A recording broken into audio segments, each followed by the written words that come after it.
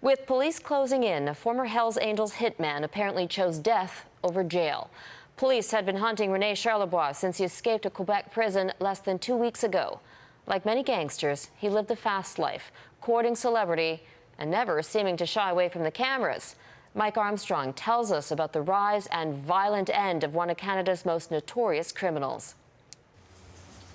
If you're hiding out from police, this is a pretty good spot.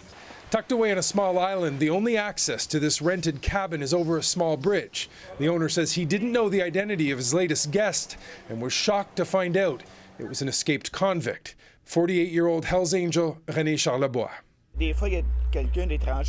There are strangers there sometimes, says this neighbor, but we never saw that man. Charlebois broke out of this penitentiary less than 2 weeks ago. He'd been behind bars for 12 years. He was arrested as part of a massive operation. He eventually pleaded guilty to, among other things, killing a police informant. Now, police won't say how, but a tactical squad tracked him to this cabin. Yesterday at 1:15 a.m., there were 2 stun grenades followed by a single gunshot. Police say they didn't fire, meaning Charlebois likely killed himself. When they arrived, they opened the door and they found a man which was lying down, so without any life. Charlebois' biker nickname was Balloon, an awkward thing to call a cold-blooded killer.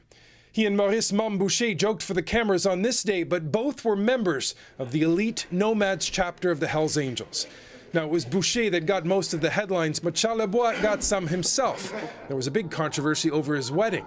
In 2001, the Hells Angel tied the knot with a who's who of criminals on the guest list. He also paid 2 popular Quebec singers to perform at the reception, including Jeanette Renaud. Charlebois grew up in the Sorel area, not far from where he died. It appears after he escaped, he went back. Police will have to determine if someone was helping him. Now, the big question today might not be how did Charlebois end up here, but why did he escape from prison in the first place? For 3 months, he's been eligible to apply for day parole, but never did. He was also just 3 years away from being able to apply for full parole.